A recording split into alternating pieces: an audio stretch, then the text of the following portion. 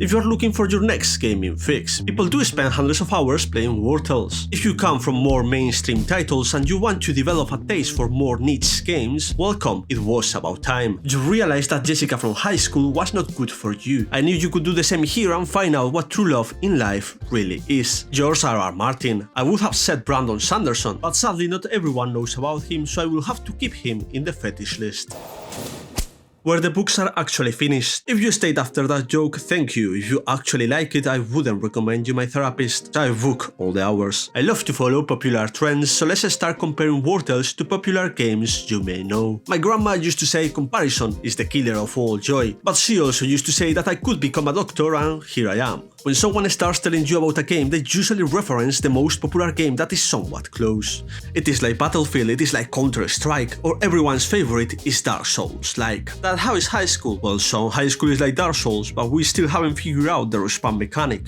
So Wartales is like when you try to play Darkest Dungeon, but you don't want to open the emotional scars left from fustigating yourself over dozens of hours, and still not beating the game. You have some XCOM nostalgia, but you can't dig Battle Brothers graphics. Said it another way, if you draw a 6 and a 4, you have the drawing of a 2 years old, but if then you add 3 circles, you have Wartales.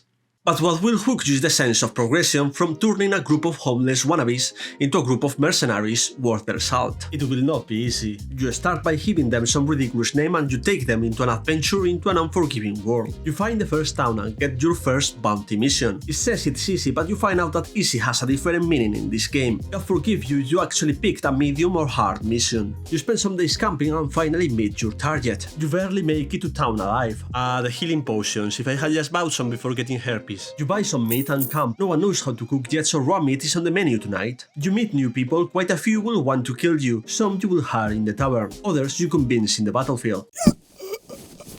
And wait for the Stockholm Syndrome to kick in. You become more backgrounds than mercenaries for a while, should have listened to mom's wisdom. Stick to the plow, avoid the bow. But eventually things start working out, someone makes a pot, now you can cook. You have a tent, you still have to share, and the ants can and will still climb through your ass crack, but at least you have something over your head. Now you have a pony and a wolf. You learn to craft some gear, and now this guy thinks he's carrying the party after giving him the best armor. It is these little adventures that make you grow attached to them, until you pick the wrong fight and it's time to make some sacrifices, or maybe you stole a bit too much and someone has to pay for the team. Don't hate the player, hate the game. I will bring you back soon, Sir Williams. This will not be the only thing to hook you, but this is not a sandbox. I know you still fancy ruling your own kingdom, but you attempted that in RimWorld and it turned into dinner with the cannibals. So you will not be ruling lands in this game, and it is not a medieval sim. This is a strategy game where you masterfully plot how to shield your warband from getting massacred. It is a more mainstream version of Battle Brothers where the combat doesn't feel like an intense game of chess where you can kickstart the French Revolution at every moment. The combat is one of the crown jewels of this game. You know, turn-based games for people not into the niche feels like picking up the wrong queue at the supermarket. Should have not picked the one with the ancient citizens, they always pay with loot from the 1800s. Cash. As a bonus, you won a 15-minute journey into your hall of questionable life choices. Only a few games master the formula of blending action with strategy, allowing them to transcend the niche appeal. XCOM or Baldur's did. They brought many more elements, but let's be real. Very few beat tossing midgets at your enemies. I've also learned that in high school. Wartales has that fluid feel and keeps the combat fresh by allowing you to choose between many setups and combinations to massacre your enemies. Having lots of classes, subclasses and types of weapons you can try. And while you will not be blowing aliens like in XCOM, the amount of enemies, tactics and the smooth flow of the battles keep the game fresh. Although some people complain that it gets eventually tedious, but look at the hours of these guys.